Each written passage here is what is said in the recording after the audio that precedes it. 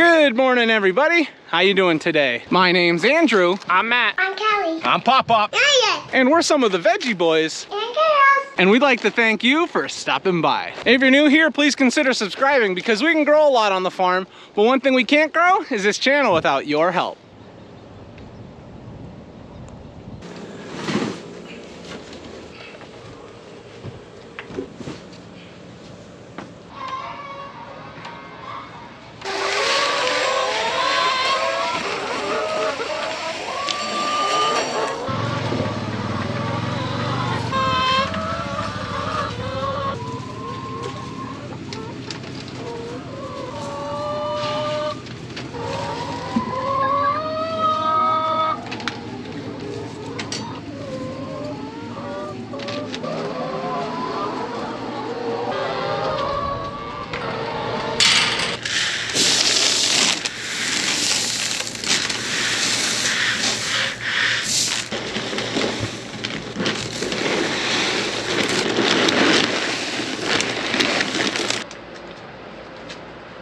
Welcome back, everyone, to a very chilly day here on the farm. For the first time in a while, I woke up and I said to myself, I'm definitely gonna need a sweatshirt today. The temperature that we had this morning was in the low 40s. It might have even gotten down into the upper 30s. And while normally that might lead to a frost, but last night leading into this morning, we had some pretty high winds, and that helps to keep the air moving around and helps to protect against a frost. Now, just because it didn't frost, that doesn't mean that the plants weren't affected by the colder temperatures.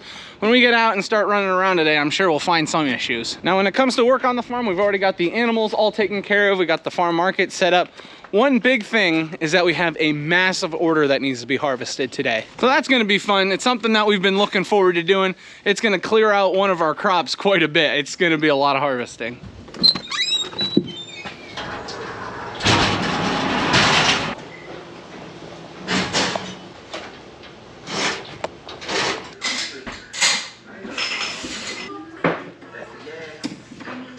Before we head out to the fields, I had to show you, Grandma was making pumpkin bread. And then these pumpkin cream cheese muffins, oh my goodness, they look so good.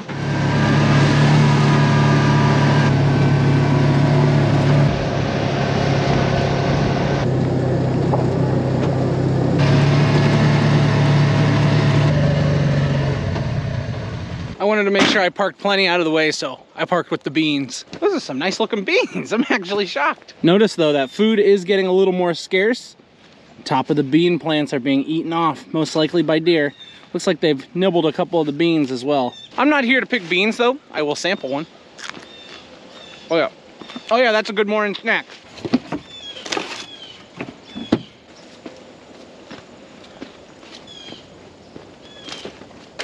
The first thing that we're gonna be harvesting today is cabbage.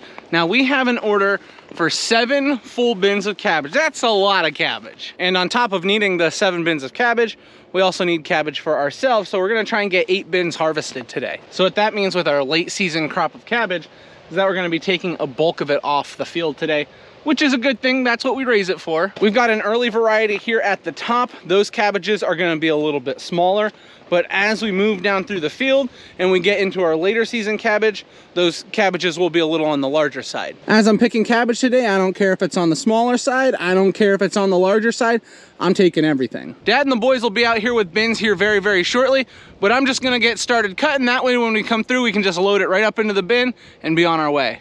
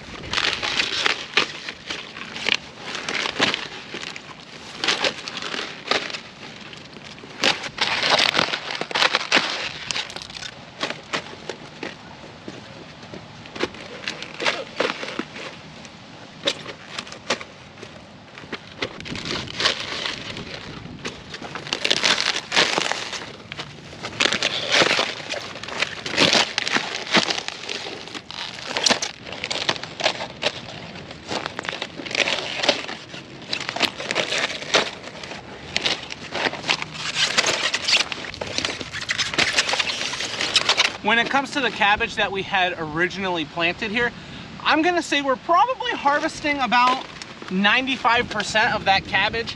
You always have some loss due to the animals. You also will have some loss due to the weather. And just when you're transplanting, sometimes you don't get a good root development on your crop, and the crop will ultimately dry up. Now, this specific crop, because we got in with the irrigation, it did very, very well, and the cabbage has really nice size because of it. It's gonna make it a lot easier on us when we're filling our bins. Now, it would be nice to get back 100% on everything that you put into the soil, but that's just not realistic. There's so many factors that can give you issues. Now, for this cabbage, I'm gonna say we're probably at about 92 to 95% return on the plants that we put into the ground, which, if you ask me, is incredible because, you know, we think about the pest pressure from the animals and the insects, we think about the weed pressure, we think about the weather conditions, and then we come through with a cultivator.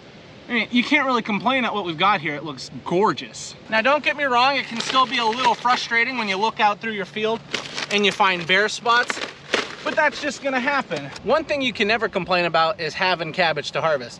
Now, you might say, I wish I have more cabbage to harvest, but I think we're gonna get our fair share of cabbage harvesting today. All this cabbage that we're picking, the stuff for us, it's just gonna be for customers. They can use it for whatever. But the bulk of the harvest today, it's gonna go into sauerkraut. Yeah, 7 bins of sauerkraut. That's a lot of sauerkraut. Is it too much sauerkraut? I don't know. I don't think so.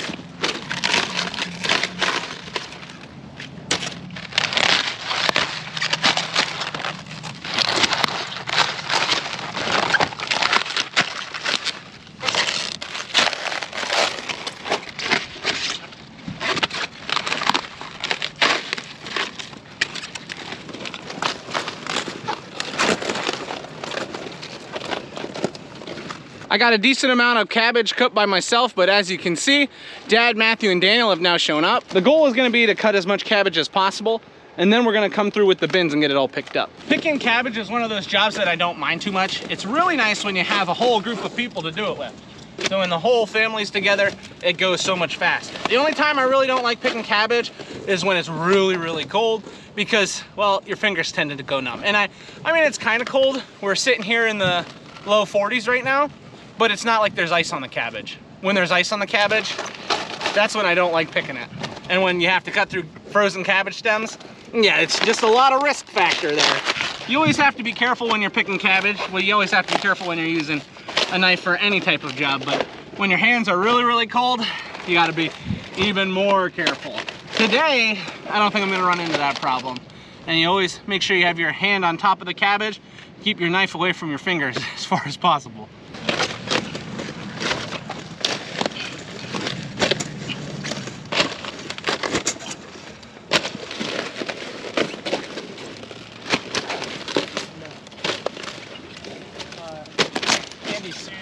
Holy cow. That's a big one. Holy smokes, look at that thing. Look at this cabbage. Wow. Not to brag that, but I think I found one almost as big right here. This cabbage is massive. Look at this one. Jeez Louise. These are bin fillers, that's for sure.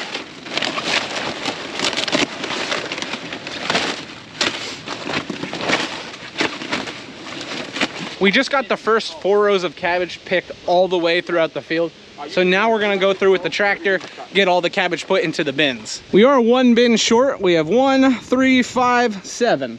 We need 8. We have an extra pallet, but we're short 1 bin. And it's gonna look a little different the way we do it today, because normally we heat the bins, but for this order, we're gonna stack them level full. So we're gonna do our best to keep them level full. Matthew's gonna be up in the tractor. And the rest of us are just gonna be loading cabbage.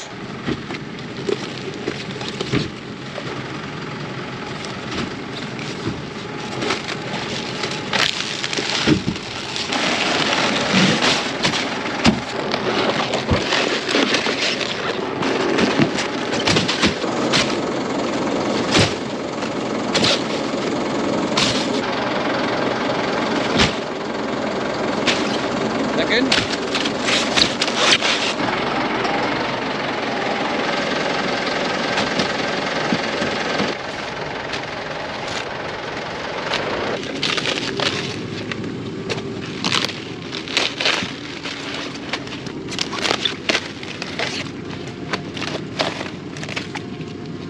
Now I know what some of you were thinking. I was talking about the 7 bins of cabbage being for sauerkraut earlier, and you might be thinking that is quite a bit of sauerkraut. And you would be right, that is a lot of sauerkraut. A lot of times we'll get people that'll do 50 pounds of sauerkraut. That's a lot of sauerkraut.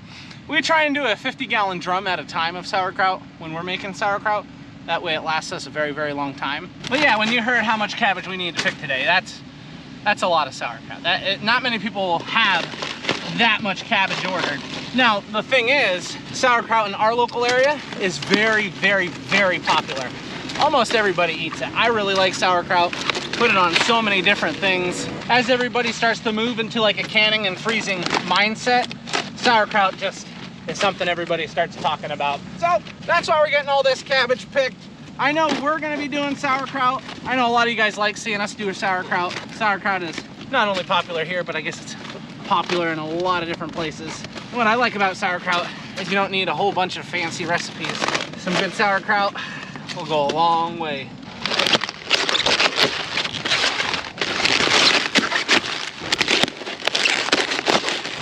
We've got quite a few piles of cabbage lying in this field right now. We haven't picked this section yet. Look at all the cabbages in here. Beautiful, beautiful heads of cabbage. Like I said, we haven't picked over there yet, but look at where we have picked. You can see almost every single head of cabbage is gone. That was the goal, a nice, clean, thorough harvest. I mean, we still have bins to fill up. But as you can see, we have got just piles and piles of cabbage out here in this field.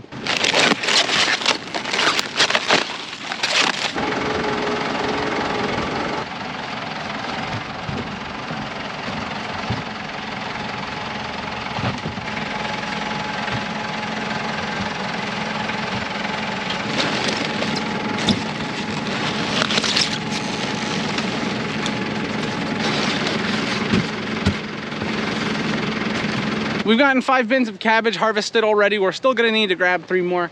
It's gonna be tight, but I think we'll have it. We have some later season cabbage. It's just gotta grow a little bit more. It needs a little more time. Now, when it comes to a freeze or a frost, with cabbage specifically, they say once it freezes or frost, they say it almost has a sweeter taste to it. Now, we have a lot of people that will buy it before that. Some people don't really buy into that, but there is some science behind it.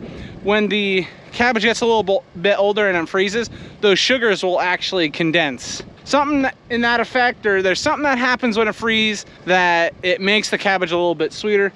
And a lot of the people who've done a lot of sauerkraut in their days, they'll tell you that. They want cabbage that has been frozen. But now you can't put it in a freezer. It needs to be freeze while it's out in the field. There's a lot of specific needs when it comes to cabbage.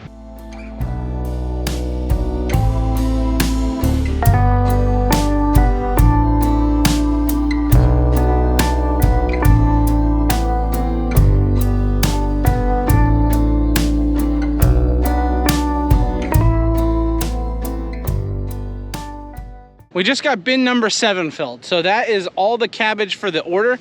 Now I need a little bit of cabbage for ourselves, but we've been picking a lot of cabbage, so we're gonna shake it up a little bit. You know, we like something exciting. Cauliflower picking. Yeah, we're gonna grab some cauliflower. Wow, that is a big cauliflower.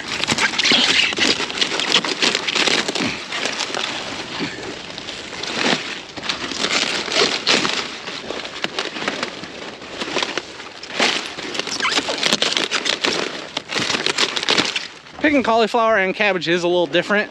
It's a lot easier to see what cabbage is ready to harvest. I can't even remember the amount of times we've walked this cauliflower field, and we've harvested a lot of nice cauliflower, but we're always looking for cauliflower that there are white showing or the curds are showing. We want to make sure we get those picked off. If you have cauliflower that is exposed to the sun, it turns a yellow color, and believe it or not, it doesn't affect the flavor that much, but people don't want to buy it that way. There is varieties of cauliflower that are yellow, purple, orange, but when it comes to the white cauliflower, they want it white. White cauliflower. This is the type of stuff we're really looking for. You see how this has no cover whatsoever? We move over here. There is a cauliflower down in that one, but you can't see it. Now this stuff, this definitely needs to be picked.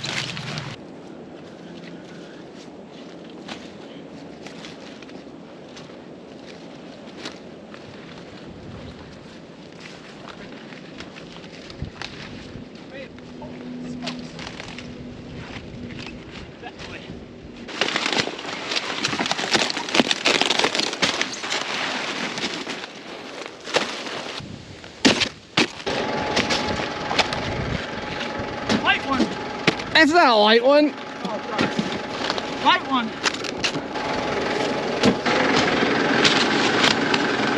And that is gonna be it for cabbage. That was our 8th bin. 8 bins of cabbage is a lot of cabbage. We're not done yet. We still have some cauliflower to pick up. We already went through the entire row and harvested it. So that's just putting it into the bin. I won't lie to you, that was a lot of picking up cabbage and being bent over. Wore me out a little bit. I'm a little tired, just a little bit.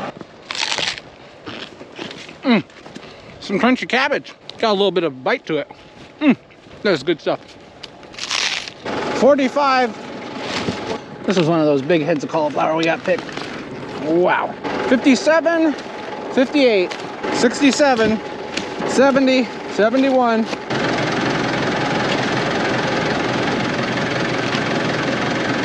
All the cauliflower didn't fit in the bin, so we had to put some in the side-by-side.